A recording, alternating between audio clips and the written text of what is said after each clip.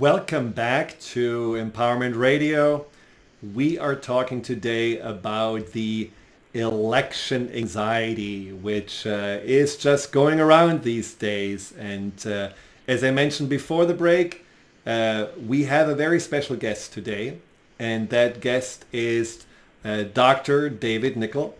He's the author of the acclaimed book, Subtle Activism, The Inner Dimension, Social and Planetary Transformation. He's the co-founder and the director of the Gaia Field Project and also the co-founder of Be the Peace, one of the world's largest annual global meditation events. Welcome, David. Thank you so much for being on the show. Thank you so much, Dr. Friedemann. I'm really happy to be able to be here talking about this today.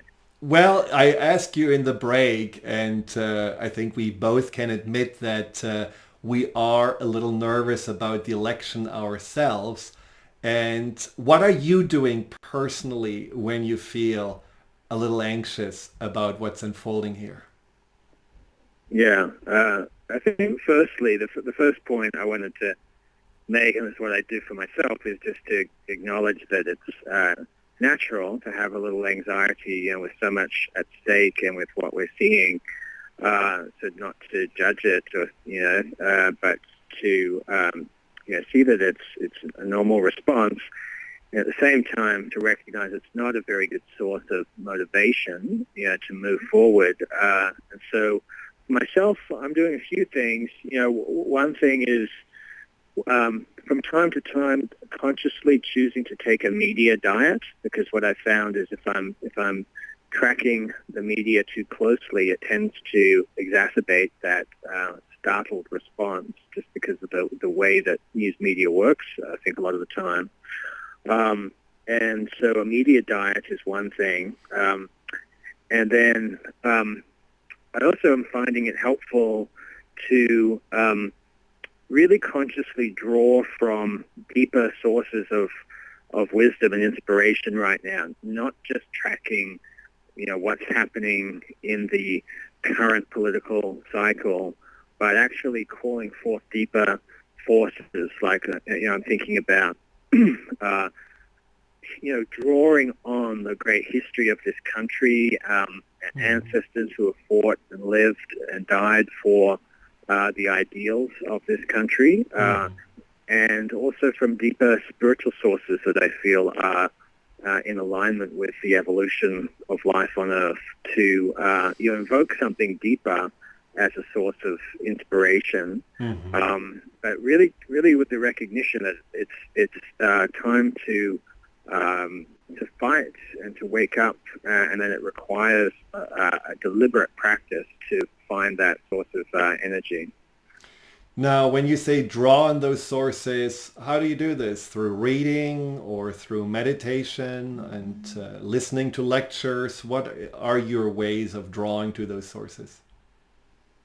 For me, it's mostly through meditation and just through a sort of invocation of those sources, calling them in as a source of guidance and inspiration. It can be a very simple and quick process to just, have the intention to connect with those sources. I normally start my day with meditation, and, that can be a time to draw that in, just to sort of set the rudder for the day. And you, with the Gaia Field Project, you created a forum that is about tapping into those deeper sources and also using meditation as a way to, correct me if I'm wrong, just to somehow positively affect the mass consciousness. Is that right?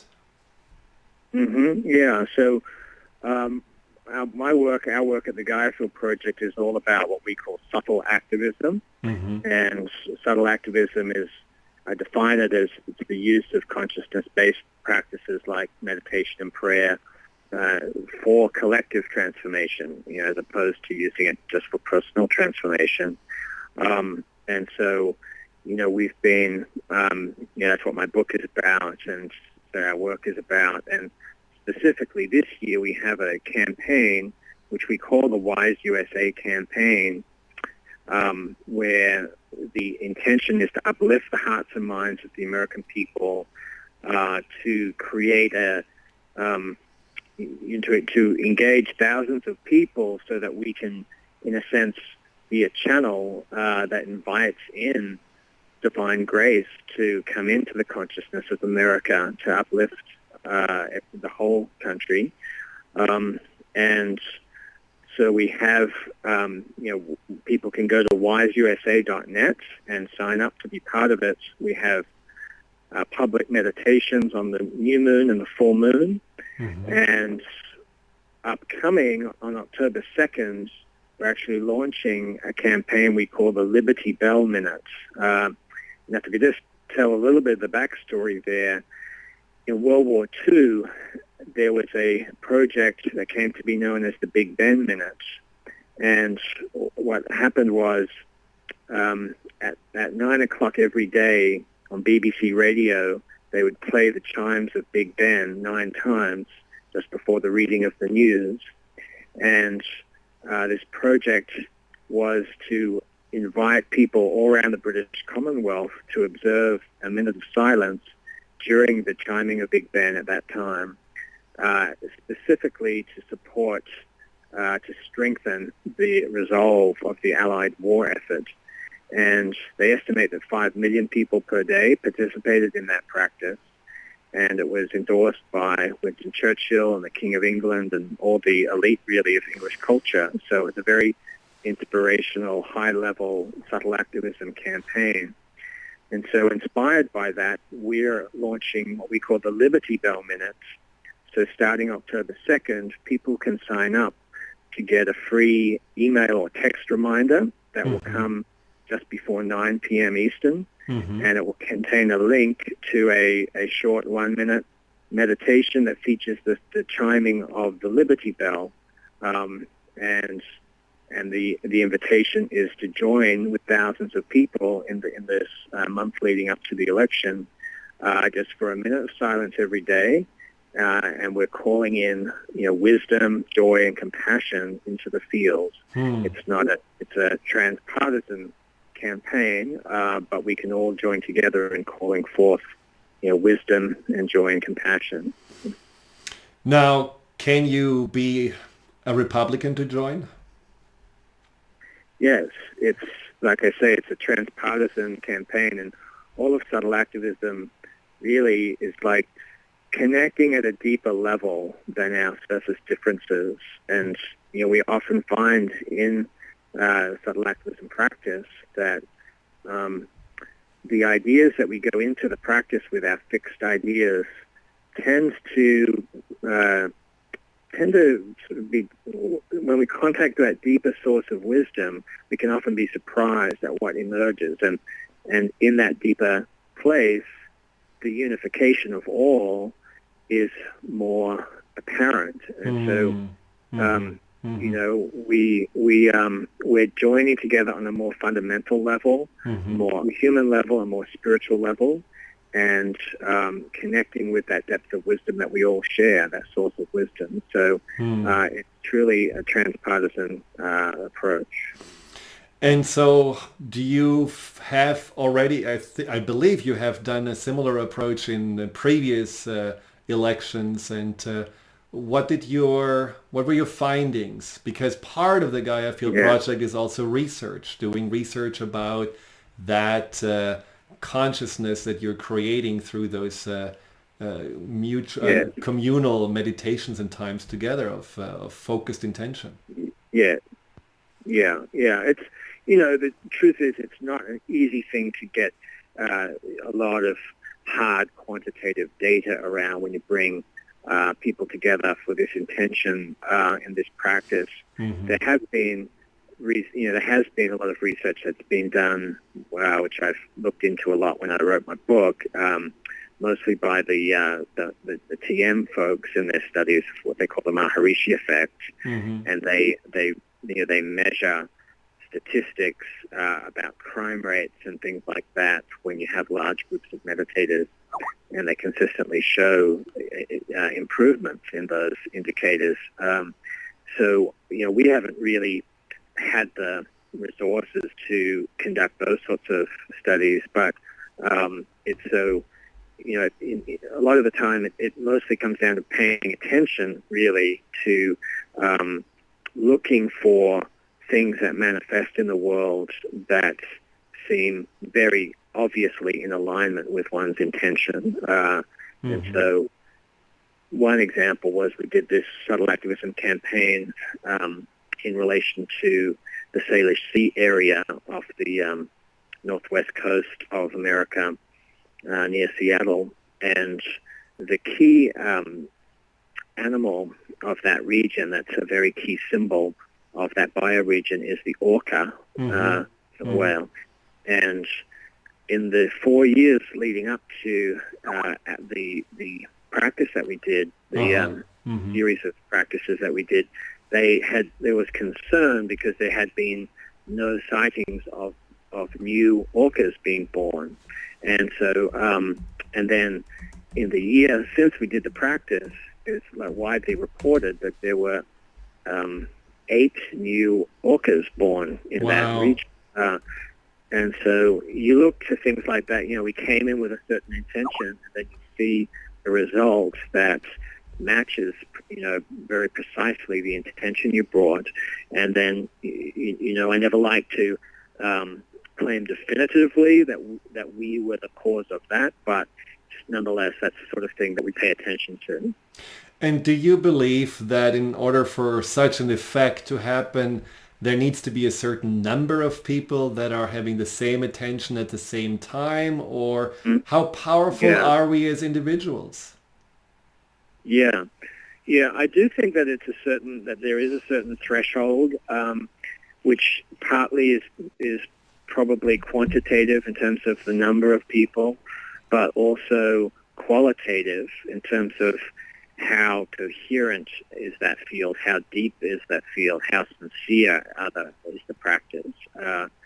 And the Maharishi, the TM people, their formula is the square root of 1% of any given population. That's what they think is the threshold. That's what their experiments, look at.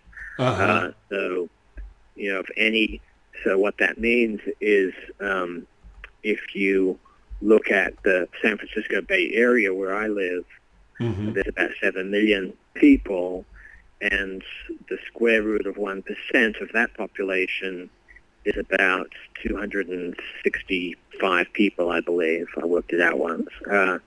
So from their formula, you would need that many people together in one place in a deeply coherent field to see effects. So, I think there is a certain threshold. It's possible that certain individuals who are extremely evolved and, highly adept may have an outsized effect. But I'm convinced myself that it's the power of the group that is at the leading edge of evolution today. Well, I find it very inspiring and really also some amazing way for us to get out of this anxiety rut, to know that there is something we can actually do, because as we all know, the sense of powerlessness is just fuel to the anxiety. And so how can people reach you? How can people get involved? So like I said, they can go to wiseusa.net to sign up for the Wise USA campaign, and they'll get on our list to be notified about the public calls we have about the Liberty Bell Minute. And they can also get on our general mailing list at GaiaField.net, which is beyond just the Wise USA campaign. We do a lot of other things as well. The GaiaField.net. And I will just say, it is, I think, one of the most significant aspects of what we do is what you're saying, providing a place for people to connect with others for us together to contact that source of wisdom and healing and love, and out of that place, very, very commonly, people contact a source of renewed hope, where they, are coming from source in community with others, and feeling like we're making a meaningful contribution. That can be a very healthy thing to do at the moment. Well, I completely agree, and I think you do give people a place to find some, not only hope, but also some peace, and realize it's not about just following the impulses, or like you said, to react, but just quieten the mind and tapping into something that's wiser and more knowledgeable inside, that can then also, through intention, inspire us to take those next steps. So thank you so much for providing this, and thank you so much for sharing this with all of us. And I hope that you have a lot of people from the show sign up for wiseusa.net. And hopefully we can talk again in the future. I know that you have to go to a class, so I definitely want to let you go, but I appreciate the time that you spend with us. Thank you. Thank you so much, Dr. Friedemann.